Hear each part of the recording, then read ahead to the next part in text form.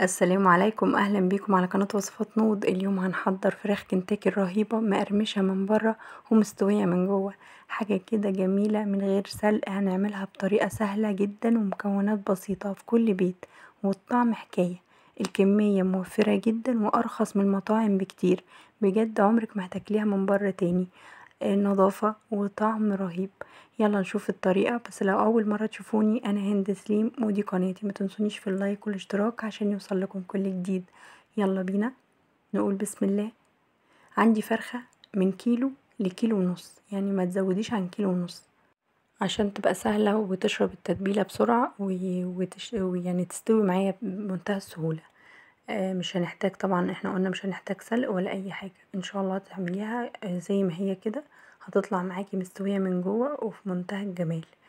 هنبتدي برضو زي ما احنا قلنا نشيل السلسلة كده بالشكل ده، هنتخلص منها بقى خالص، طبعا مش هنستخدمها.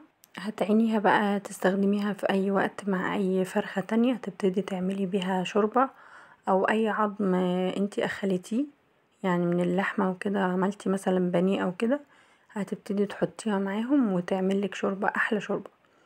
انا هبتدي بقى اشيل اي جلد يقابلني هقدر اشيله، يعني على قد ما اقدر اشيل الكمية الكبيرة من الجلد.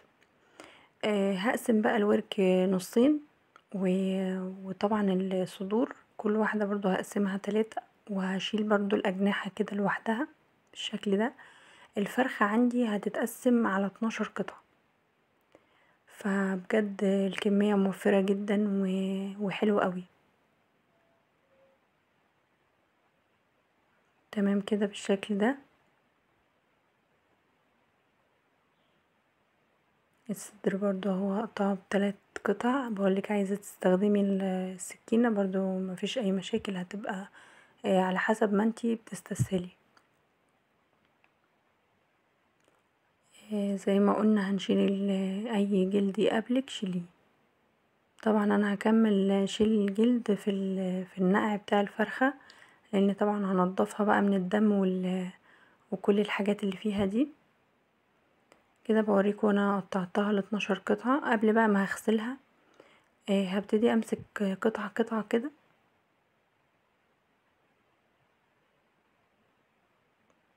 وابتدي افتحها كده من الجوانب.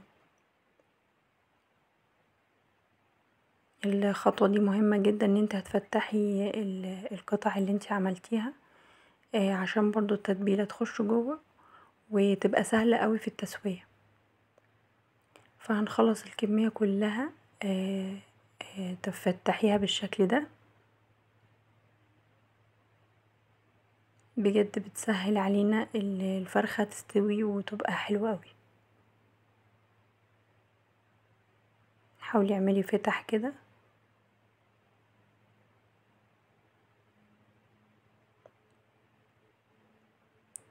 هنا بقى غسلتها ونضفتها وشلت الجلد اللي قدرت اشيله شلته، يعتبر الكمية كلها اصلا الجلد متشال، فكده نضيفة وبقت حلوة جدا. هبتدي بقى ايه، احط التتبيلة بتاعتي.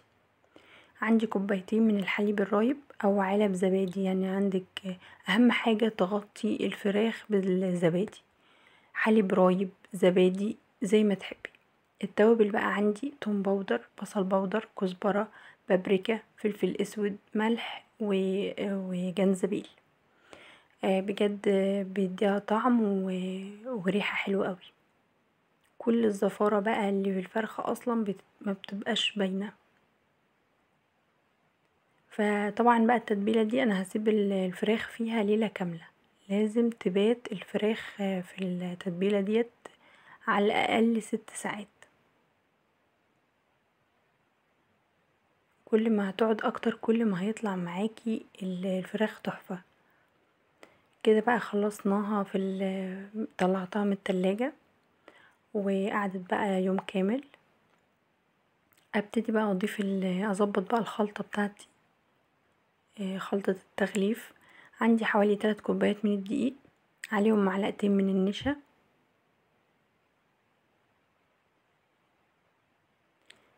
التوابل بقى اللي ضفتها على الفراخ هزود عليها فيجيتار حار تمام، وبابريكا، ونفس التوابل اللي انا حطيتها في النقع هي اللي هضيفها في الخلطة بتاعة الدقيق. نقلبهم بقى كويس ونخلط الدقيق كويس اوي بالخليط بتاع التوابل. وعندي بقى مية متلجة مجهزاها بالشكل ده، ونبتدي بقى ايه نغلف الفراخ الحلوة بتاعتي دي بعد ما اتبلت اهي كويس اوي. هبتدي اغلفها كده بالدقيق وتنفضيها بالشكل ده. حاولي تدخلي الدقيق في كل المكان، يعني حتى الفتح اللي احنا عملناها دخليها فيها.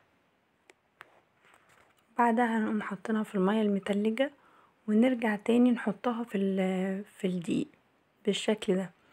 وهتبتدي بقى تنفضيها بالشكل ده عشان خاطر تطلع معانا التمويجة اللي بتبقى في كنتاكي. شايفين شكلها؟ نعمل معاكم بقى واحدة كمان كده. دي قطعة كده من الكتف، هبتدي برضو اغلفها كده بالدقيق كويس قوي. وزي ما قلتلكوا دخلوا الدقيق في كل مكان، يعني اي فتحة احنا عملناها دخلي الدقيق فيها، هتديكي قرمشة رهيبة اول ما تبتدي تقليها. قلنا هنفضها بقى كويس قوي وبعد كده ننزلها في المية التلج وبعدين نرجعها في الدقيق تاني. بجد هي وصفة تستحق، لانها بتروحي تاكليها في المطاعم بتكلفة كبيرة جدا.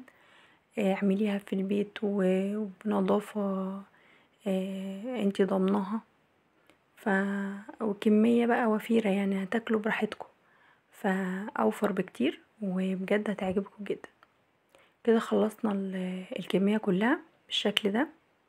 عندي بقى الزيت مسخناه، يعني اهم حاجة يكون سخن جدا، وبعد كده اهدي النار يعني وسط.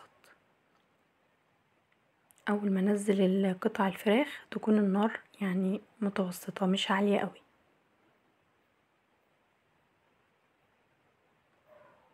شايفين؟ مجرد يعني ما خدتش والله يعني 5 دقايق كده ابتديت بقى اقلب فيها،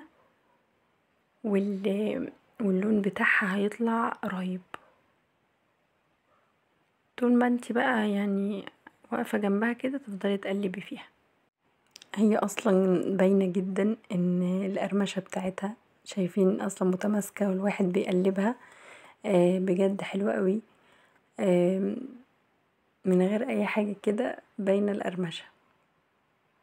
انا هصفيها بقى كويس قوي واحطها على ورق مناديل، وابتدي بقى اخلص الكمية بتاعتي كلها بنفس الطريقة.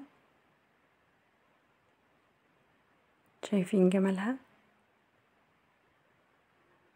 تحفة جدا وبجد مستوية ورهيبة. ما بتشربش زيت، يعني انا صفيتها ومجرد حطيتها على المناديل، يعني ما شربتش معايا زيت. هنخلص بقى الكمية كلها كده بنفس الطريقة. ما تكتريش الكمية في الزيت يعني بكتير، وعلى حسب الطاسة اللي انتي هتقلي فيها. انا هنا ما بحطش اكتر من 3 قطع عشان الزيت عندي يفضل بالسخونة بتاعته. فشايفين بقى خلصنا الكمية اهيت، بجد رهيبة. طعمها حكاية. شايفين جمالها؟ يعني القرمشة بتتكلم عن نفسها، يعني شايفين اصلا مقرمشة وشكل كنتاكي بالظبط. وبجد الاولاد هينبسطوا قوي قوي قوي بيها.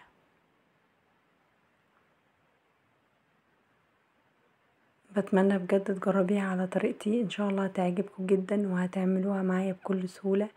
بجد رهيبة. مش هتبطلوا تعملوها بالطريقة دي. كنت عايزة اسمعكم القرمشة بس يعني قلت اوريكم بقى ان هي مستوية من جوه ازاي. حلوة جدا. يلا جربوها على طريقتي، ومستنية رأيكم في التعليقات، واشوفكم على خير بإذن الله في وصفة جديدة. باي باي.